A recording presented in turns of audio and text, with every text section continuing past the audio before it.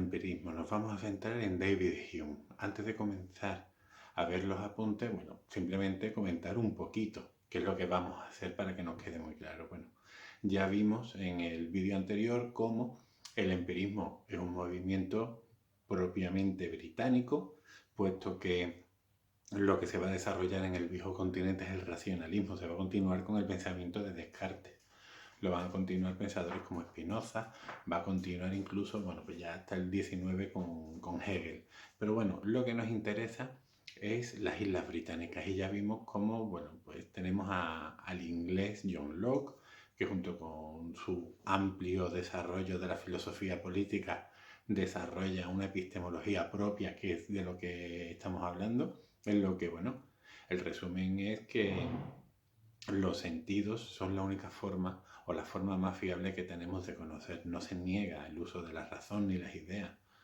Ningún empirista, va a negar el uso de las ideas y de la razón. Es necesaria para entender lo que estamos haciendo. Lo que sí van a negar, por ejemplo, es el concepto de innatismo en la razón. No olvidemos que Locke, que va a iniciar, que va a fundamentar este movimiento, parte de la filosofía de Descartes y admira a Descartes. No obstante, va a tomar el pensamiento de Gassendi y a partir de ahí, bueno, pues criticará a Descartes, pero siempre va a reconocer el valor de este. Gracias a Descartes hemos salido de la Edad Media.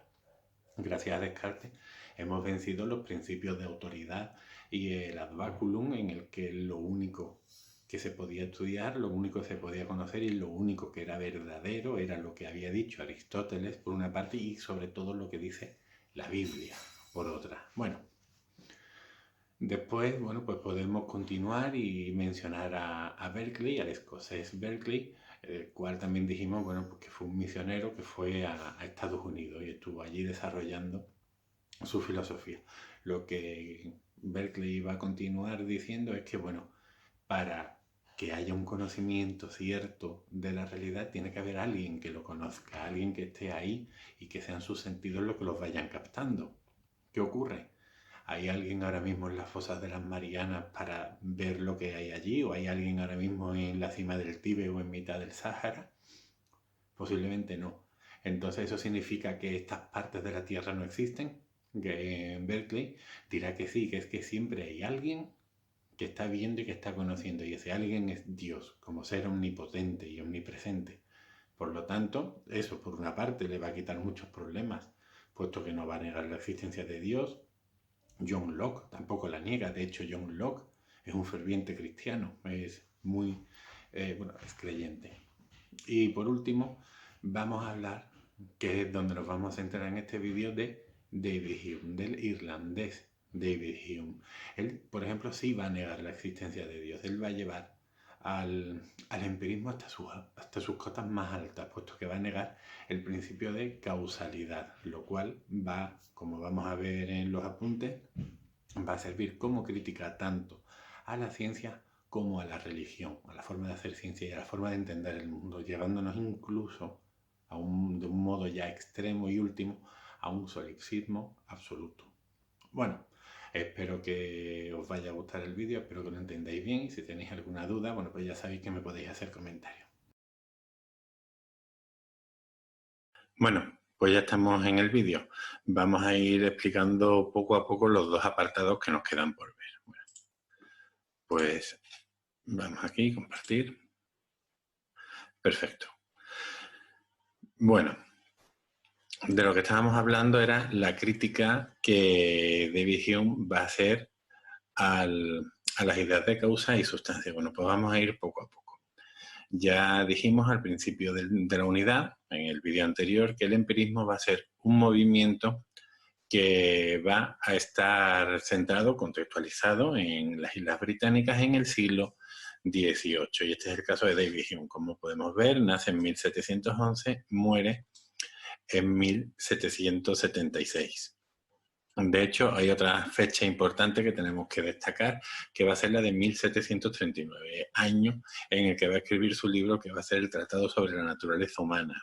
Es un libro que, bueno, que él va a creer que va a cambiar la concepción de la historia, que va a ser muy polémico en su momento histórico, ya que ahí va a desarrollar su epistemología, en la que, como vamos a ver ahora, va a concluir en un ateísmo. Él pensaba que, bueno, que a su paso las mujeres se iban a desmayar por la impresión de ver al mismísimo demonio.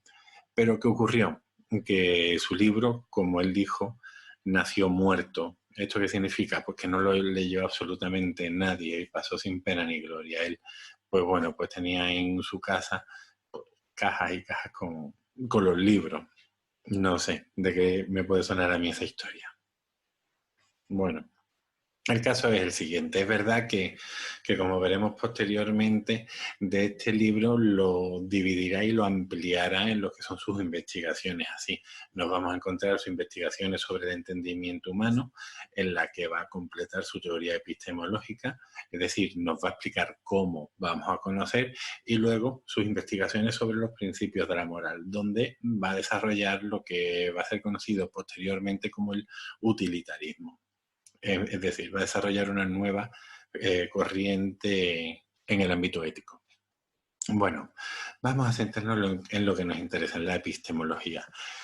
Hume va a distinguir a la hora de conocer entre lo que él va a llamar impresiones e ideas. Vamos a hablar primero de este concepto, del de ideas.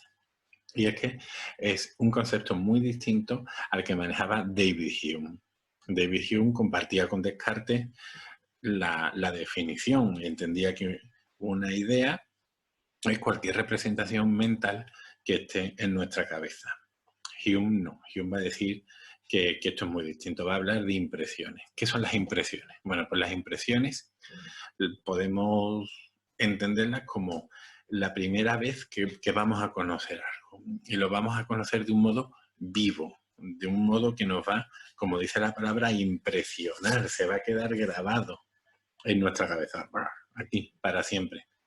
Así, si yo conozco algo por primera vez, se me va a quedar grabado. Pero al rato, si lo pienso, o a los días, o incluso a los años, pienso sobre ese hecho, o ese objeto, o ese elemento, pues ya va a ser una idea y va a tener menos viveza. Es verdad que aquí en este tema no vamos a desarrollar su teoría epistemológica, no vamos a ir más allá, pero bueno, dentro de las impresiones y dentro de las ideas nos encontraremos con dos tipos, las simples y las compuestas o complejas, como las queramos llamar.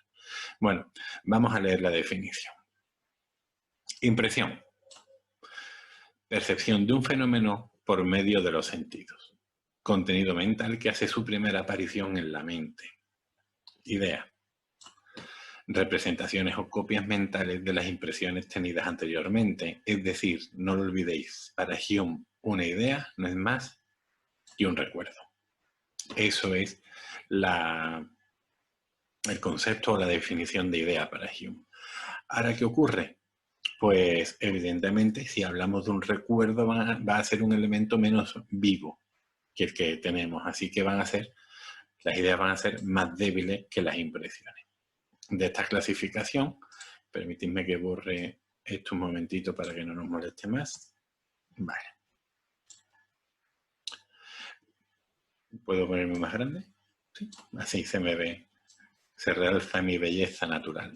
Bueno, como iba diciendo, de esta clasificación, Hume deduce el criterio de certeza, ¿vale? Vuelve a ser importante, el criterio de certeza. Será verdadera toda idea que procede de una impresión que debemos poder señalar. ¿Esto qué significa? Esto es muy importante. Esto es lo que decía en el vídeo de introducción que va a suponer para Hume. Permitidme un momento a ver si...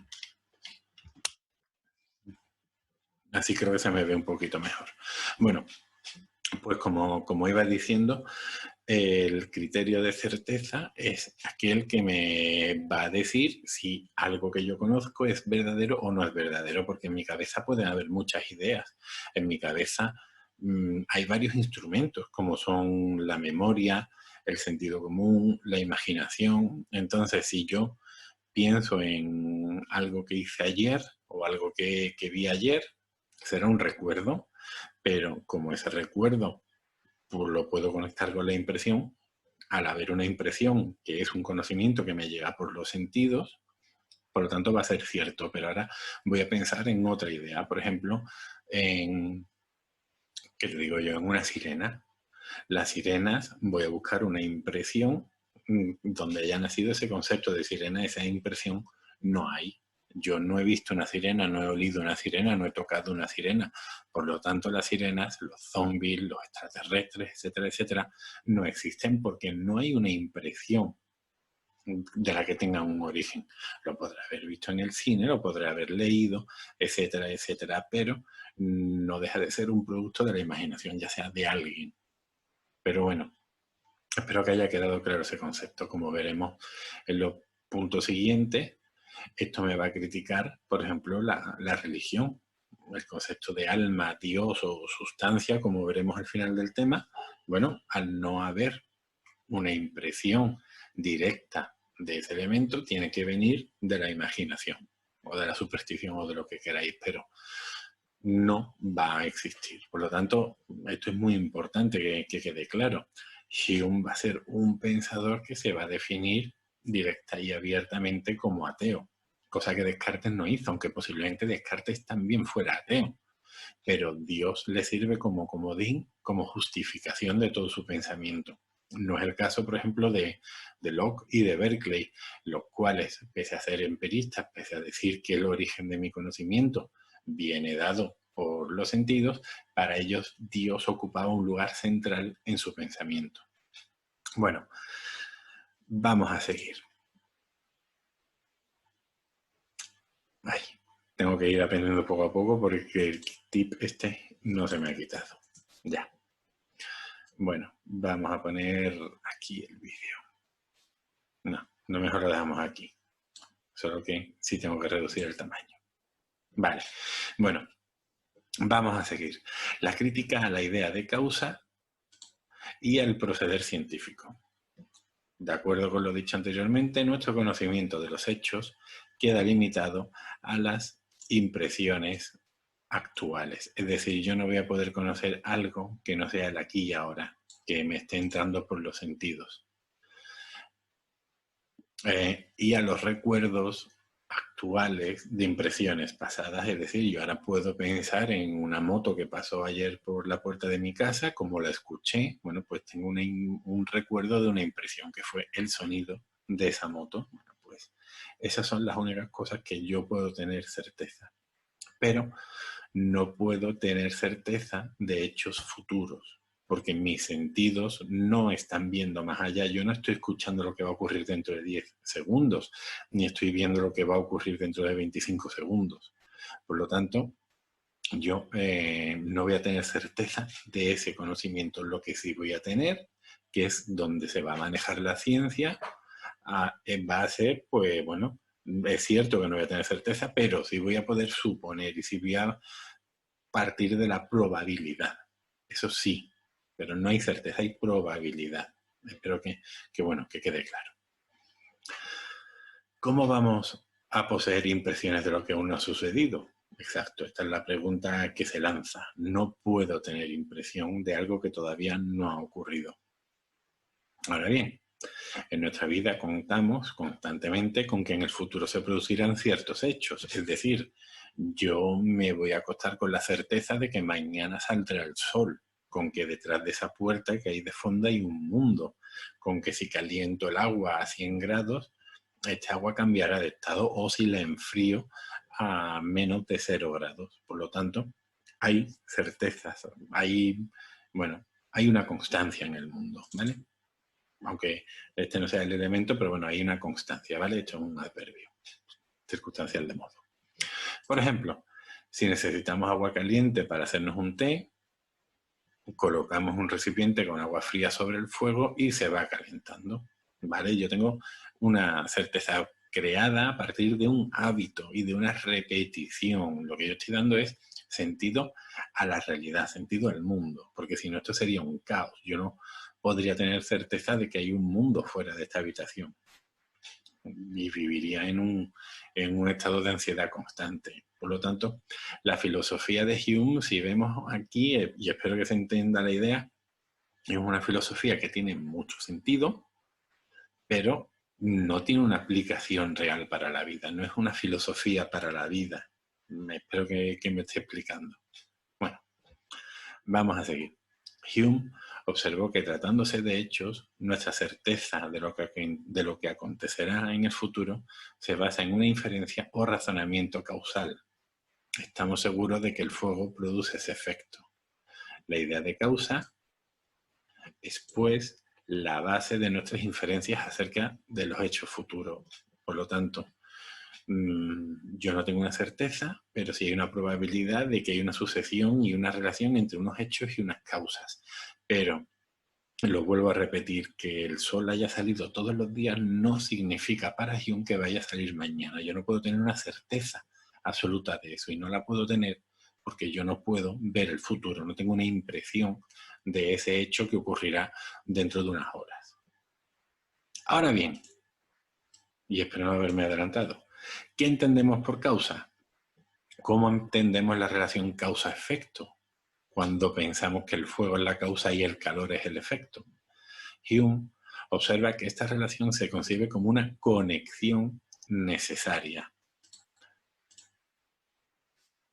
A ver, vale, esto no apunta simplemente, bueno, hace que veáis mejor. Vale, bueno, pues como una conexión necesaria, es decir, que no puede... Hume observa que esta relación se concibe como una conexión necesaria. Es decir, que no puede no darse. Vale, eso es lo que yo no había entendido, que tiene que darse obligatoriamente. Recordad, doble negación es una afirmación. Bueno, pues tiene que haber esa relación entre la causa y el efecto. Según el ejemplo de arriba, el fuego calienta necesariamente y, por lo tanto, siempre que arrimemos el agua al fuego, esta se nos calentará. Pues bien, ¿tenemos alguna impresión que corresponda a esta idea? A ver, perdón. No, es lo que Hume va a entender. No hay una conexión necesaria y absoluta. A menudo vemos el fuego y observamos que aumenta la temperatura de los objetos situados junto a él, pero nunca hemos observado que entre estos hechos exista una conexión necesaria. Lo único observable es que tras lo primero siempre ha sucedido lo segundo, pero pudiera ser que en una ocasión futura esto no ocurriera. Pensemos en el ejemplo más conocido sobre la inducción, que es el del pavo. Bueno, tenemos un pavo que nace en una granja y que todos los días a las 10 de la mañana el granjero viene y le da de comer. Bueno, pues el pavo va creciendo y va creando un hábito y sabe que por la mañana a esa hora, cuando el granjero sale de esa puerta, es para darle de comer. Entonces el pavo deja de hacer lo que sea para irse al sitio donde el granjero le echa la comida. Y así pues van pasando los meses, va pasando marzo, abril, mayo, junio, etcétera, etcétera, etcétera. Y cuando llegamos a diciembre, bueno, pues el pavo se va levantando y el 24 de diciembre por la mañana, el pavo que se levanta tan contento para ir a comer, el granjero, en lugar de traerle comida, trae un cuchillo para prepararlo para cena de Navidad en esa casa. Así que fijaos, ha creado un hábito y ha creado una certeza, ha creado, bueno, una relación causal entre las 10 de la mañana y su alimentación. Pero que eso lo hayamos hecho así no significa que vaya a ocurrir siempre, ¿vale? Pues entonces recordemos que este principio de causalidad no hay una certeza absoluta. Yo solo puedo tener certeza de lo que conozco en ese momento. Y la ciencia lo que hace es suponer, prever, pero no puede dar una certeza absoluta. No podemos ver el futuro. Bueno,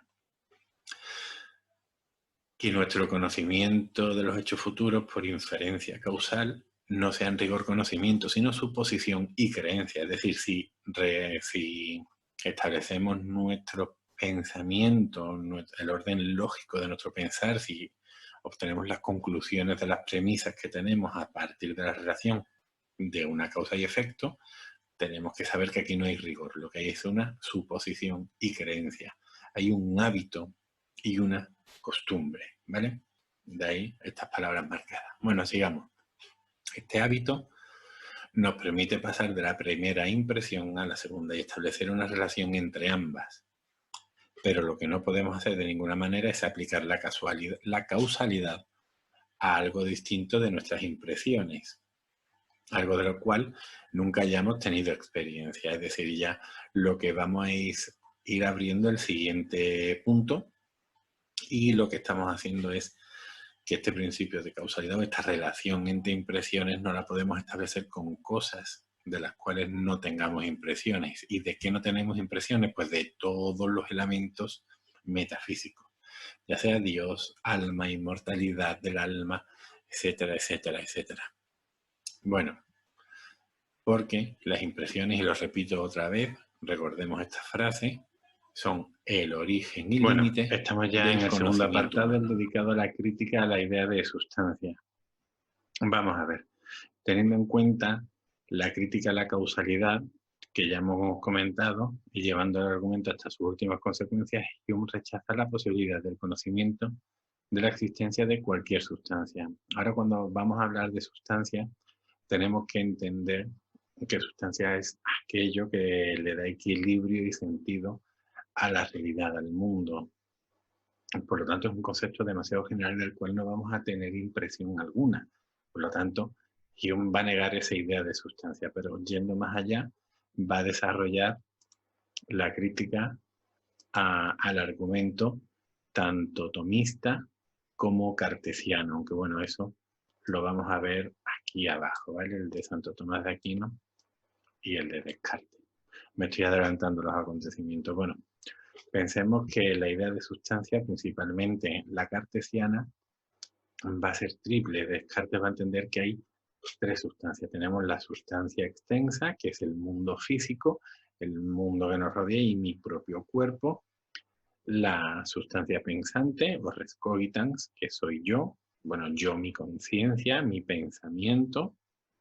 Y por último, la sustancia infinita, que es Dios, o res infinita, que es Dios, el cual es pensamiento puro y no tiene corporeidad, no es cuerpo, no es materia, puesto que la materia ya sabemos que es corrupta. Bueno, pues Hume va a criticar todas estas ideas, ¿vale?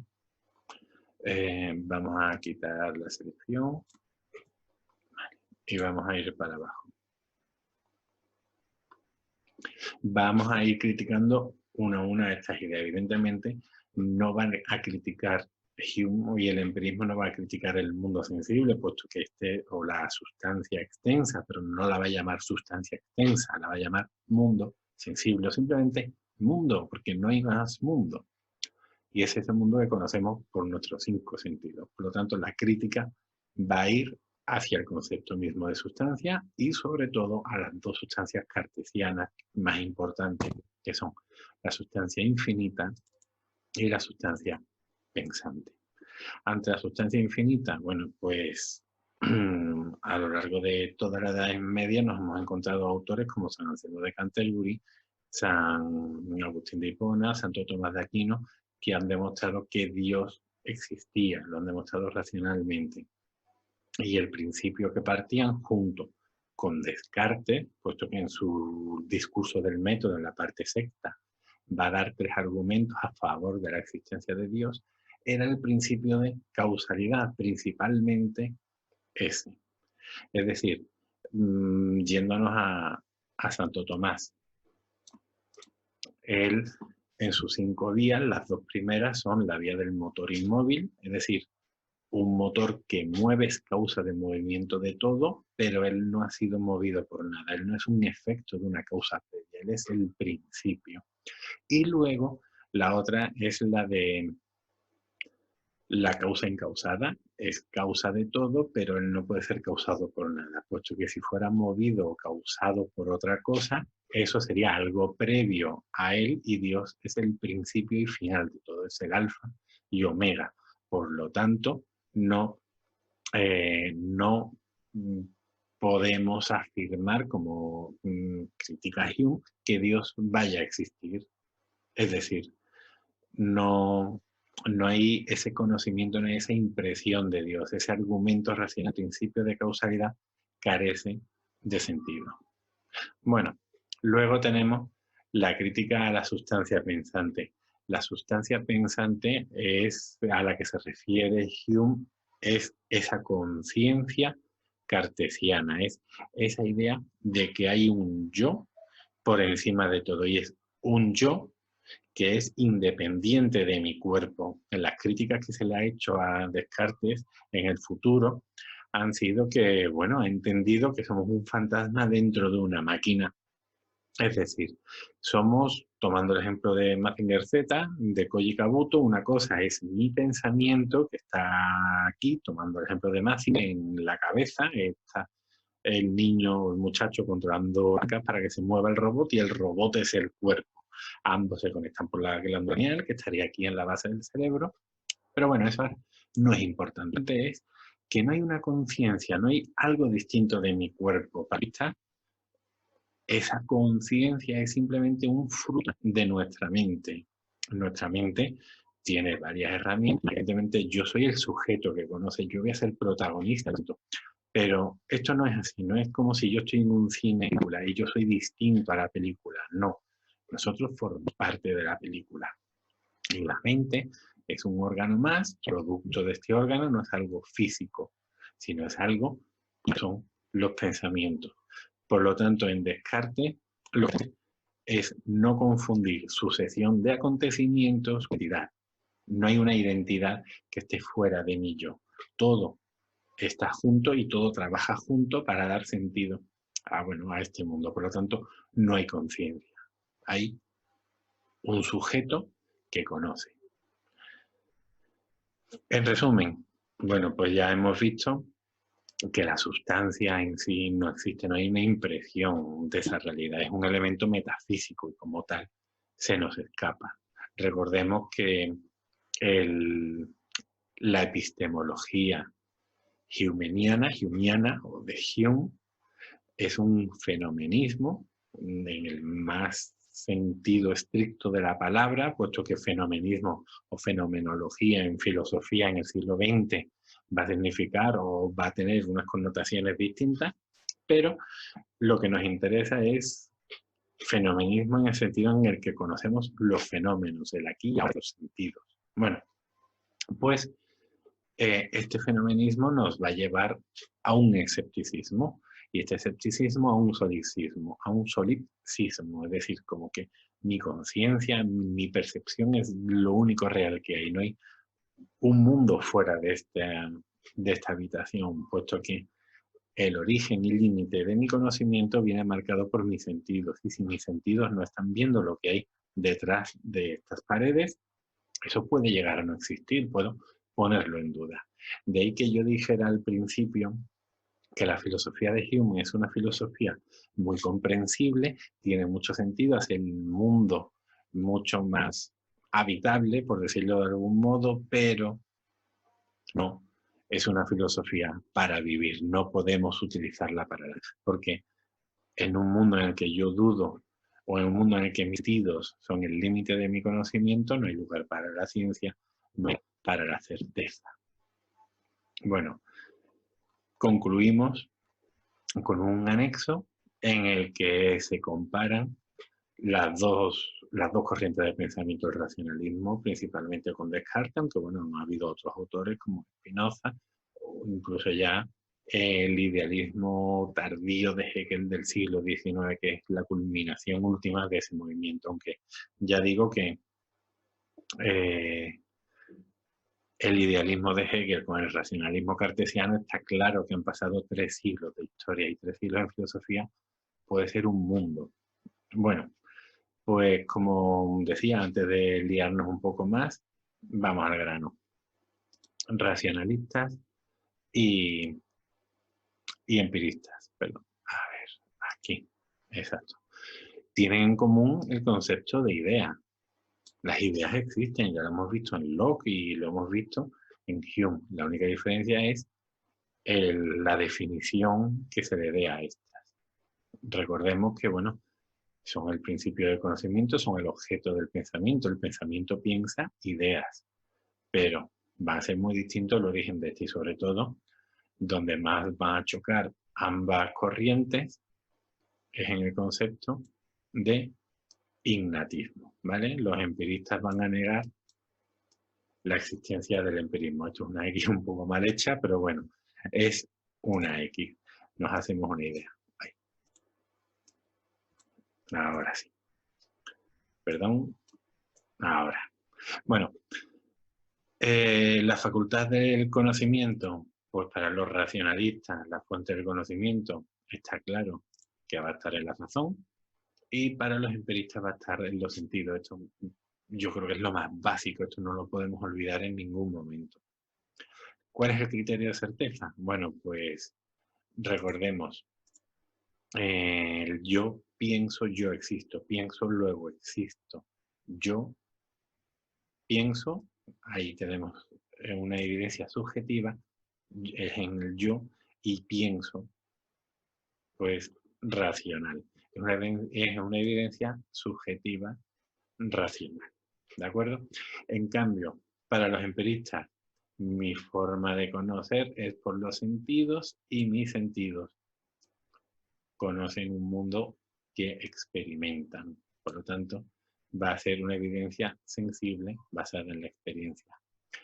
El método de conocimiento que yo voy a seguir, bueno, pues para los racionalistas va a ser un método deductivo y los empiristas va a ser inductivo. Si no recordamos la diferencia, muy sencilla. Pensemos, la ciencia lo que tiene que hacer es avanzar, es abrir el campo de conocimiento y que todo lo que yo conozca tenga una certeza absoluta. Eso sería lo ideal, lo perfecto. Bueno, pues el método deductivo, seguido por los racionalistas, es aquel que me va a dar una certeza absoluta de lo que yo conozco, pero no me va a permitir avanzar, no voy a poder ir ampliando el conocimiento. El inductivo, por contra, me permite avanzar en el conocimiento, pero no tengo una certeza absoluta de las conclusiones a las que estoy llegando. Por lo tanto, bueno, son imperfectos. La mejor forma de conocer sería un método deductivo-inductivo. Bueno, ya veremos si esto en la filosofía llega a ocurrir o no. Finalmente, el método, el modelo de ciencia, tenemos que para los racionalistas es las matemáticas. No olvidemos que Descartes era matemático antes que filósofo y que parte de Galileo, de esa idea del universo está escrito en lenguaje matemático. Recordemos, Descartes, su método sigue 4 pasos basados en cómo se resuelven los problemas en matemáticas. Tenemos en el discurso del método. Tenemos que localizar un conocimiento. Si este conocimiento resulta claro y evidente y certero, no hay ningún problema. Pero si no lo resulta, si podemos someterlo, hay que aplicar el método. Por lo tanto, tendríamos que dividir el problema en partes y empezar a resolverlo desde la más simple a la más compleja, como si fuera una escalera, ¿vale? Voy subiendo de menos a más y voy poco. Y una escalera no la subo del escalón 1, salto al cuarto del segundo y en un salto mortal llego al octavo y he terminado. Y me he saltado el tercero, el quinto, el sexto y el séptimo. No, hay que ir poco a poco. El último paso, todo. Si la conclusión que he obtenido ha sido la misma, y si no, tendría que empezar otra vez de cero.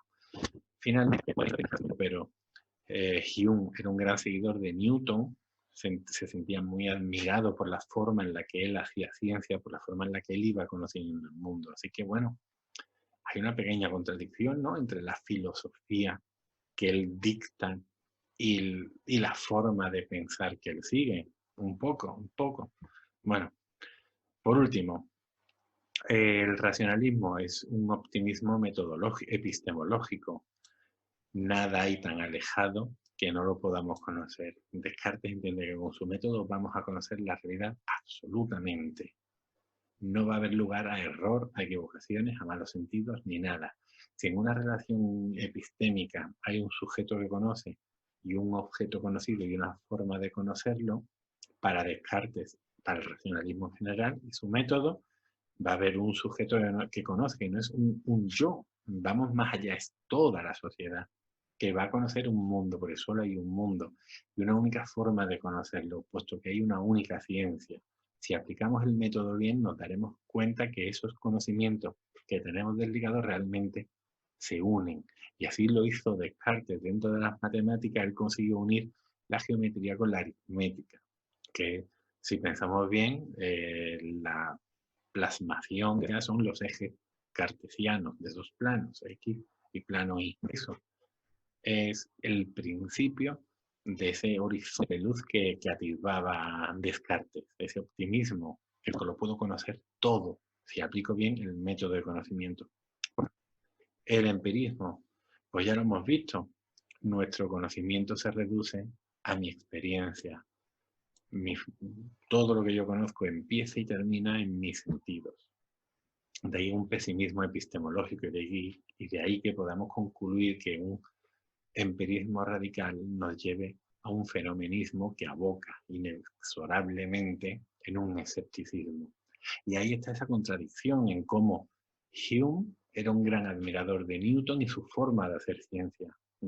Newton consiguió unir el universo, consiguió que la ciencia avanzara, fue el que culminó la revolución científica que comenzó Copérnico más de 100 años antes. Así, esa revolución astronómica culmina en la física de Newton, donde ya se unen los universos, donde ya podemos entenderlo todo. Evidentemente, esto será completo o será completado en el futuro. La física o el modelo físico actual del universo no es el newtoniano, pero entendemos que sí marcó un progreso. Bueno, aquí termina el tema. Espero que os haya resultado interesante. Si tenéis alguna duda o algún comentario, por favor, hacedlo, que daré en la medida de lo posible a responderlo lo más pronto posible. Y nada, un saludo. Hasta luego.